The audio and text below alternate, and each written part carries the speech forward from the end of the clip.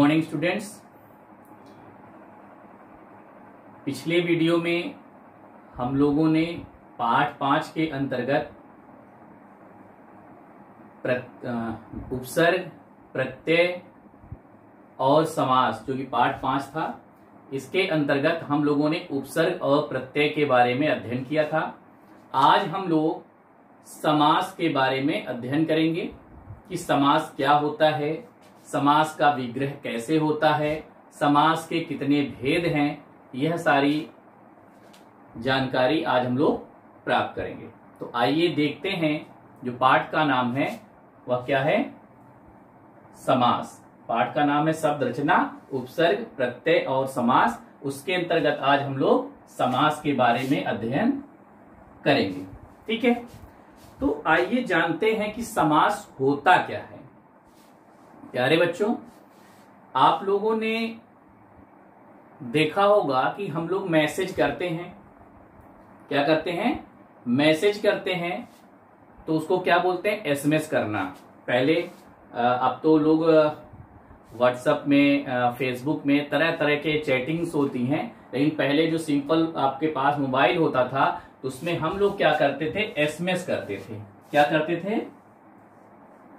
SMS किया करते थे। ठीक, और एसएमएस जो होता था उसका फुल फॉर्म क्या होता था? Short message service. यानी कि कोई भी मैसेज, कोई भी संदेश है, उसको शॉर्ट फॉर्म में हम लिखते हैं, उसे क्या कहते हैं? एसएमएस कहते हैं। प्यारे बच्चों, आप लोग यहां पर आप ध्यान दीजिएगा कि आज हम लोग क्या पढ़ने जा रहे हैं? समास।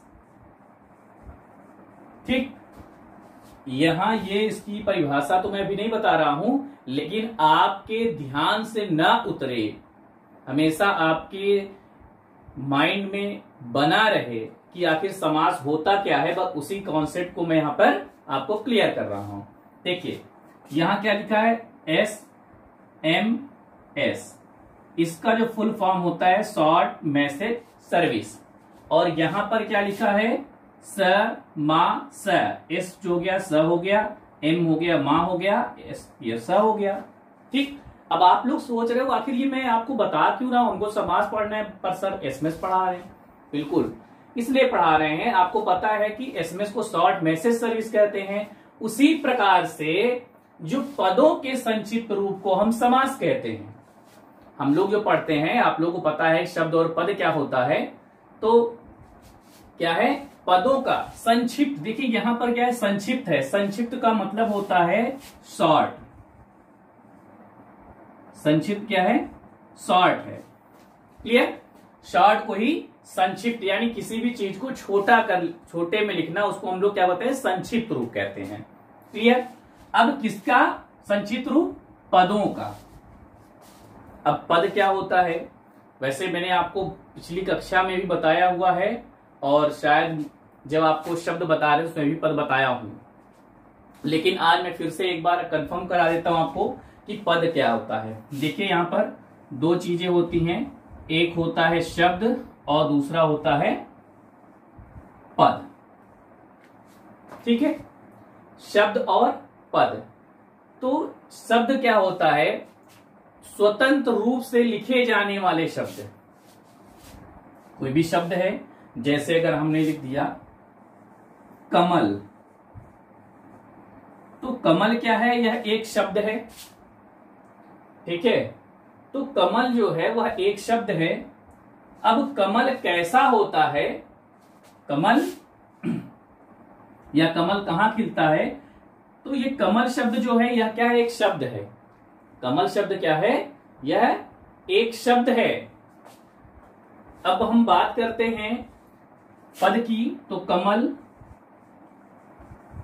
पानी में खिलता है।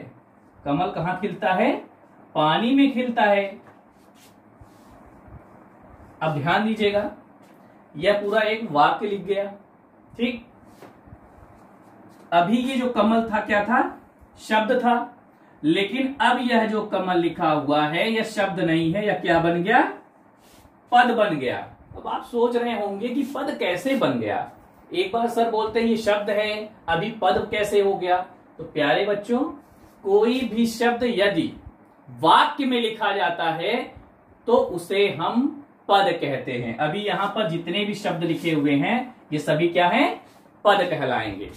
तो शब्द और पद में सिर्फ इतना ही अंतर होता है, स्वतंत्र रूप से लिखे जाने वाले शब्द को हम शब्द कहेंगे, लेकिन वाक्य में प्रयुक्त होने वाले शब्दों को हम पद कहते हैं। यानी जो भी शब्द वाक्य के अंदर प्रयोग होंगे, वाक्य में लिखा जाएगा, उसे हम पद कहेंगे। तो आपको सिर्फ इतना ध्यान रखना है कि वाक्य के साथ जो शब्द लगे होते हैं उसको हम पद कहते हैं, और स्वतंत्र रूप से यानी अलग से केवल लिखा होगा तो उसे हम पद कहते हैं। तो यह हो गया शब्द और पद। तो शब्द और पद दोनों में अंतर आप लोग को अच्छी तरह समझ में आ गया होगा। अब हम आपको क्लियर करते हैं कि समास क्या है, उसकी परिभाषा क्या होती है। आइए अब हम लोग उसको जानते हैं। देखिए, जैसे कि मैंने आपको बताया समास में क्या है, पदों को, यहां पे देखिए पद आपको समझ में आ गया। पदों के संक्षिप्त रूप को यानी उसके शॉर्ट रूप को हम क्या कहते हैं? समास कहते हैं। जैसे राजा का भवन, यहां पर आप लोग देखेंगे राजा का भवन, तो यह एक वाक्य लिखा है, यहां पे कई पद हैं। ठीक, अब उसको क्या किया गया? शॉर्ट में किया गया, संक्षिप्त रूप में किया गया, और बन क्या गया? राजभवन। अब क्या हो गया? ये समास हो गया। तो पदों के संक्षिप्त रूप को हम क्या कहते हैं? समास कहते हैं। अब यहां पे देखिए 10 हैं आनन जिसके, तो 10 आनन हैं जिसके, ठीक है, तो इसको हम क्या कहेंगे? 10 हैं आनन जिसके, तो आप इसको क्या कह सकते, लिख सकते हो समास के रूप में? दशानन। क्या लिखोगे? दशानन लिख दोगे। 10 हैं आनन जिसके अर्थात दशानन। तो यहां पर क्या है कि फिर से देखिए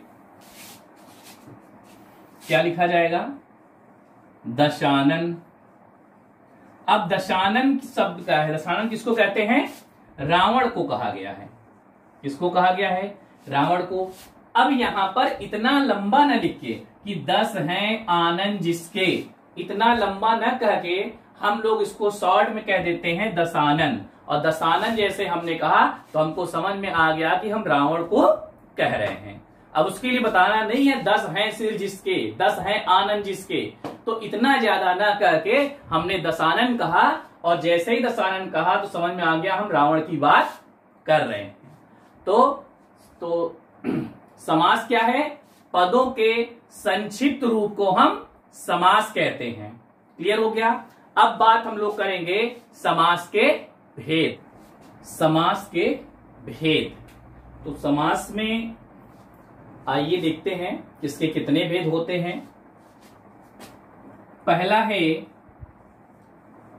अव्ययी भाव समास। अव्ययी भाव समास। नंबर 2 तत्पुरुष समास।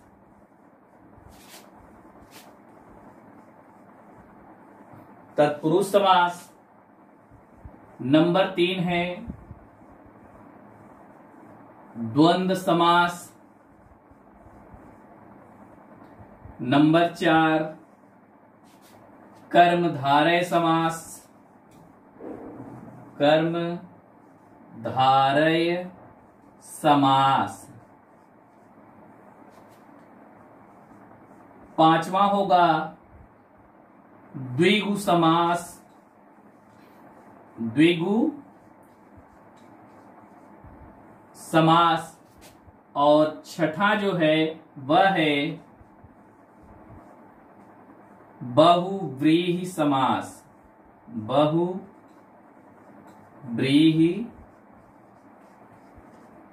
समास।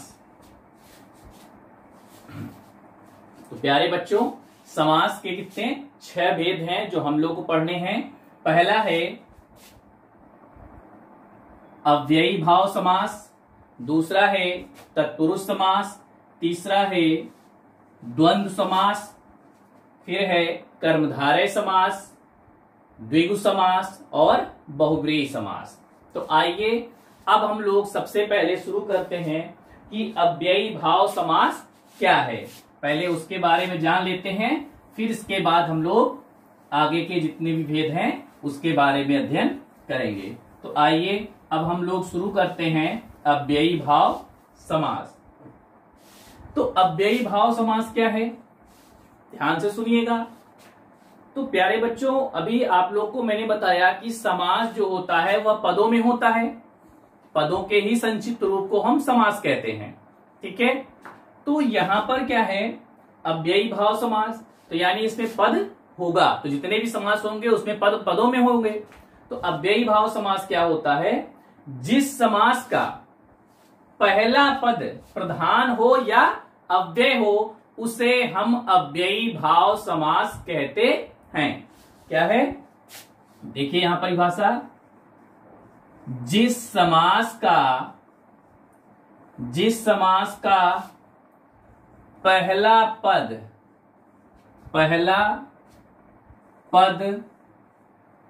जिस समास का पहला पद प्रधान हो, क्या हो, प्रधान हो या अव्यय हो,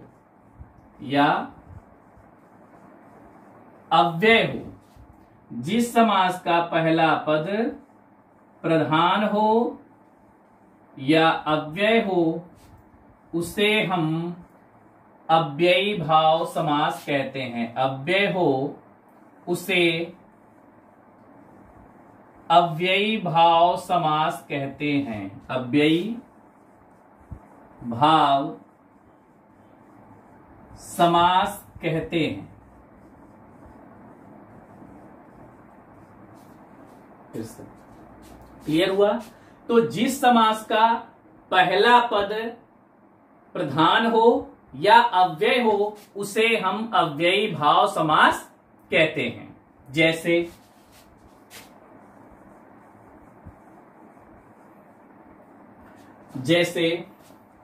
यथाशक्ति, यथाशक्ति।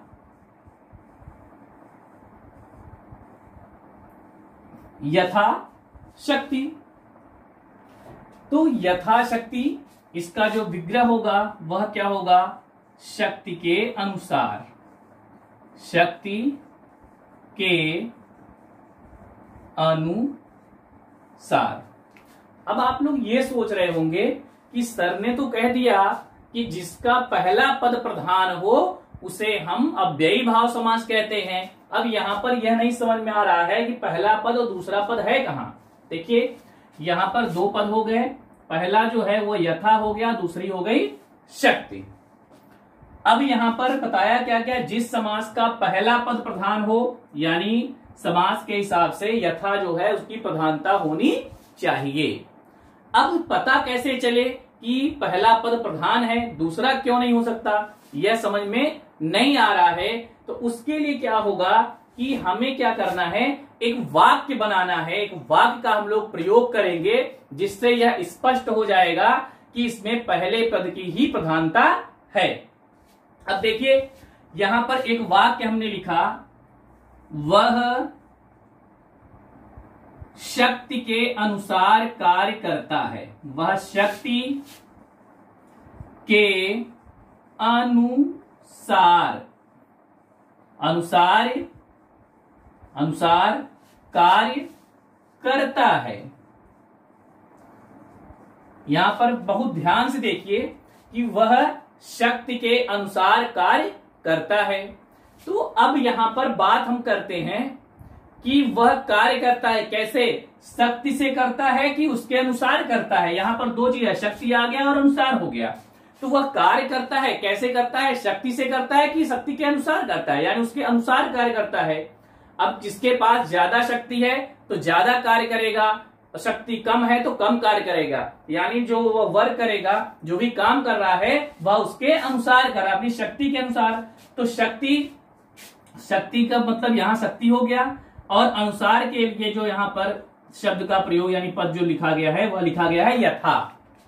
ध्यान दीजिए, यथा मतलब अनुसार, अशक्ति मतलब शक्ति ही है, ठीक है। तो वह कार्य कर रहा है किसके, शक्ति के अनुसार कार्य कर रहा है। ध्यान दीजिए यहां पर अनुसार के लिए यहां पर जो शब्द प्रयोग हुआ वह यथा है, ठीक। तो यथा कौन सा पद है, पहला पद है, और शक्ति जो है वह दूसरा पद है। तो वह जो कार्य कर रहा है तो यथाशक्ति यानी शक्ति के अनुसार कार्य कर रहा है, इसलिए हम कह सकते हैं कि अव्ययी भाव में पहला पद प्रधान होता है। फिर से ध्यान दीजिएगा, अव्ययी भाव समास क्या है, जिस समास का पहला पद प्रधान हो या फिर अव्यय हो। आप लोगों ने अव्यय पढ़ा होगा, ठीक है, पिछली कक्षाओं में आप लोगों ने अव्यय पढ़ा है। अव्यय क्या होते हैं, अविकारी शब्द जिसमें परिवर्तन नहीं होता है। या जैसे यथा जो है इसमें कोई भी परिवर्तन नहीं हो सकता है। तो अव्यय, तो जिस समास का पहला पद प्रधान हो या अव्यय हो तो उसे हम क्या कहेंगे, अव्ययी भाव समास कहते हैं। जैसे यथा शक्ति, शक्ति के अनुसार। प्यारे बच्चों, आपकी बुक में इस तरह से कई उदाहरण दिए हुए हैं। आप लोग अपनी बुक का उदाहरण जो है कम से कम अव्ययी भाव समास के 5-5 उदाहरण आज आप लोग होमवर्क में लिखेंगे। बच्चों, आज के लिए सिर्फ इतना ही। आप लोग अव्ययी भाव समास में इसके 5-5 उदाहरण लिखेंगे और समास किसे कहते हैं उसकी परिभाषा लिखेंगे, जो कि आपका गृह कार्य होगा, जिसे आप लोग हमारे पास सेंड करोगे और मैं उसे चेक करके आपको दूंगा। कल हम लोग तत्पुरुष समास और द्वंद्व समास के बारे में अध्ययन करेंगे। तब तक के लिए धन्यवाद।